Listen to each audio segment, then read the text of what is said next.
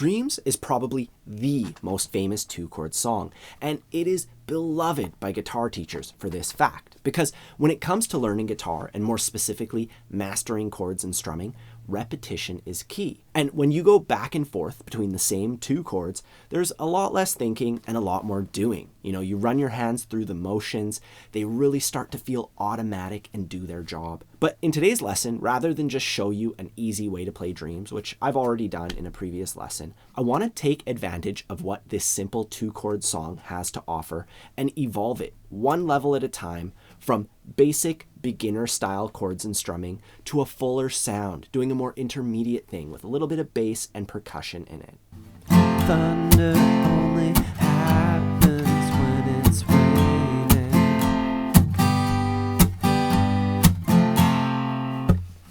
Now, contrary to popular belief, this isn't actually a two-chord song. There is an A minor chord during an instrumental section right after the first chorus, and we will address that because I do want you to be able to play through the entire song from start to finish, just like the recording. While this lesson is totally something a beginner can do for like 80% of it, if you're an absolute beginner and you still don't really know where to put your fingers for chord shapes or the mechanics of strumming, I have a free crash course. It's a 14-day course, completely free, that'll get you started playing the easiest songs on guitar and having all those fundamentals down, like holding the guitar right and tuning it so that it sounds good. So please check that out. I'll put a link for that in the corner and down below. And while you're down there, if you could just take a moment to subscribe to the channel, hit the like button, the bell icon, I would really appreciate that. It really helps me out here. Anyways, we're going to start with level 1, which is to play two chord shapes with a pretty basic strumming pattern. The chords are this easy F and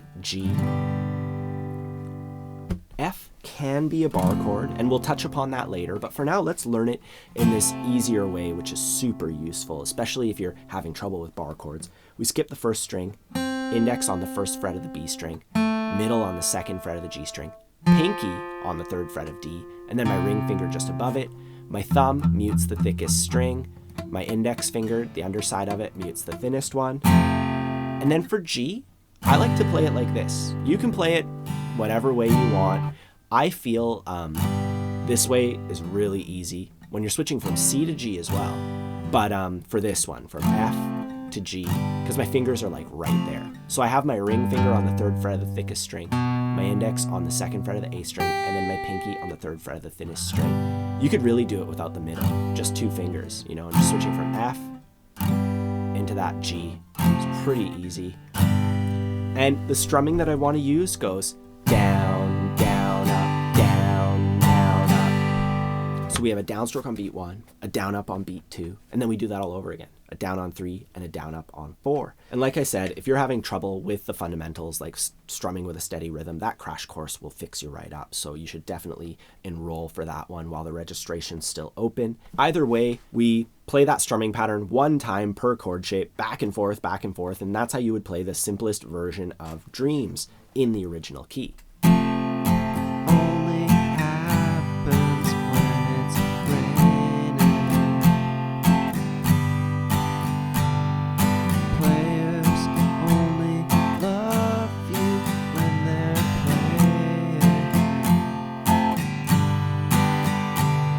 playing. But to take this to the next level, we're going to move on to step 2, and we're going to play it like this.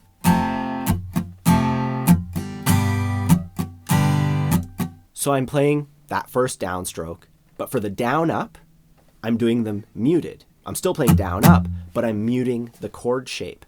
And to do that, we need to learn how to mute each of these chords individually. For the F shape, since we're touching all the strings, it's actually pretty easy. I just have to release the pressure with my fingers. So I'm gripping them, then I just release the pressure. They're still touching the strings, but they're not pressing them down. And listen to that. So we go down, we release the pressure, down, up. And when you do it slowly, you'll hear harmonics and stuff, but once you speed it up, you're not going to notice it, but when you're just practicing it, you're like, that squeaking's annoying me. Don't let it bother you, And we just go down, mute, and then we switch to G. And for that one, I'm gonna do the thing where I release the pressure, but you'll notice if I just do that, I end up getting all these open strings because I'm not touching all the strings. So I'm gonna take my index finger and I'm just gonna lightly hold it across all the strings. I'm not pressing them down, I'm just lightly touching them with my index. So I strum the chord, then I release the pressure and I let my index down. Down, mute, down. And I'm just using my index to mute the strings for the G chord. And you want to practice that on each chord individually till it's really comfortable. This is one of those things that probably takes a while to get used to, like a few practice sessions, till eventually you can go.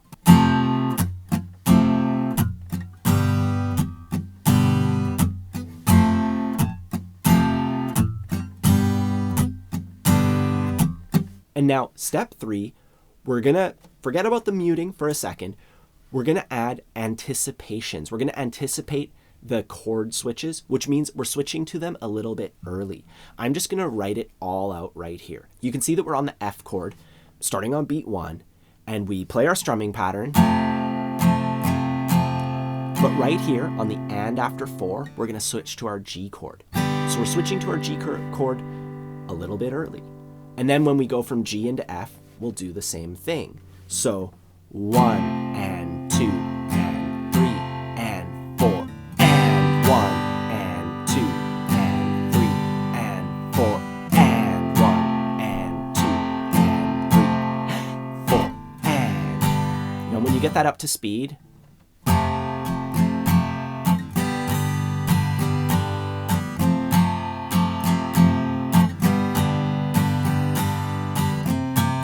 so it's not too tricky. You just gotta take it slow, count it out, and get used to switching on the and right before beat 1. And now step 4, we're gonna add the muting back into it. And it's gonna look like this. We're actually kinda, even when we stay on the F chord, we're putting an anticipation in there as well, so to speak.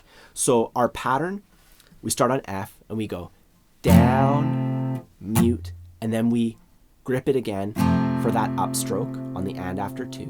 We're still on the F chord, 3, 4, and then we switch chords and we play our G on the upstroke, the and of 4, right?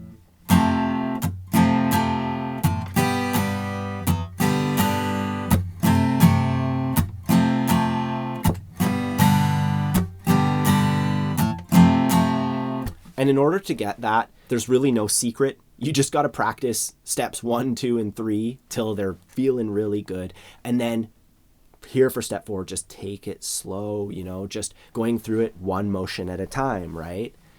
Down, mute, up, down, mute, switch, down, mute, up, down, mute, switch.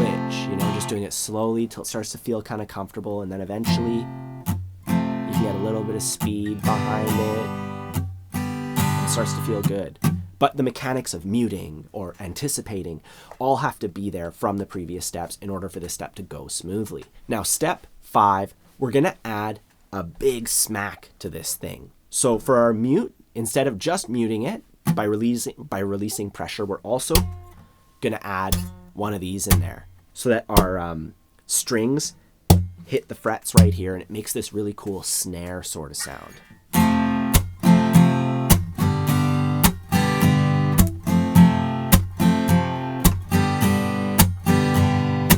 To do that, I would forget about the chords for a second. I would just focus on the actual sound of this thing.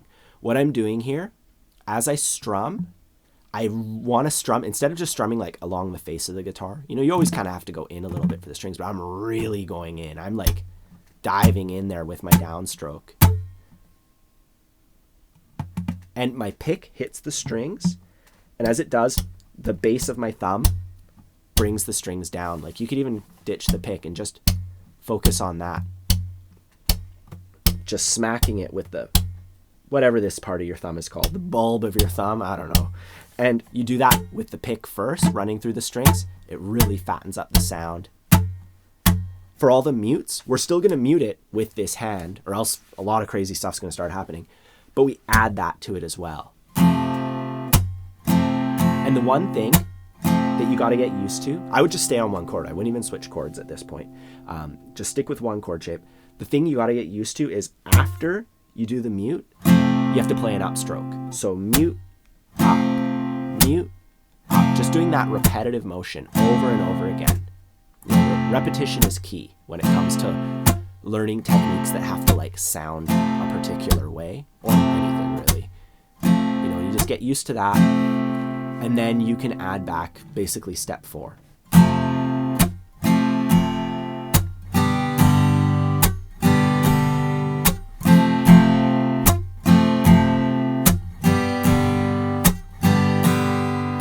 Now, a couple other things that I'd like to add here in order to finish off this lesson. One, if you're up for it, F bar chord does have a big fat bottom end, and it is technically a little bit better than this shape. This shape has 4 of the same notes. You know, it's the same 4 notes, minus the barring, but getting those 2 notes on the outside,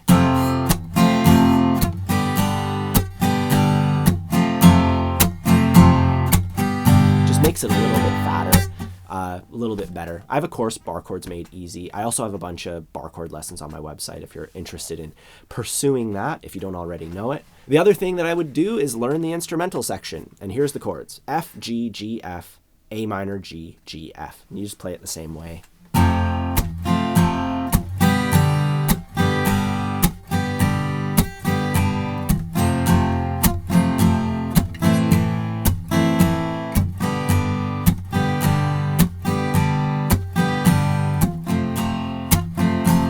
Or you could just go 1, 2, 3, 4, 1, 2, 3, 4. You know, depending on if you're feeling like bringing the song down at that point, kind of like how it does on the recording. You know, if you have somebody playing like reverse guitar, that would be cool too. Anyways, that's it for today's lesson. If you enjoy learning guitar with me, please take a moment to subscribe to the channel, hit the like button, the bell icon. Let me know how you're doing in the comments down below. I love to hear from you guys. Also, if you want to pursue learning guitar on a bit of a, you know, a bit more and doing a bit more with your practicing, I have a bunch of courses that are designed to take you from where you're at to where you want to be, you know. So Learn Guitar Once and For All will turn you into somebody who can just show up with a guitar somewhere and just play chords and strumming and have people singing along.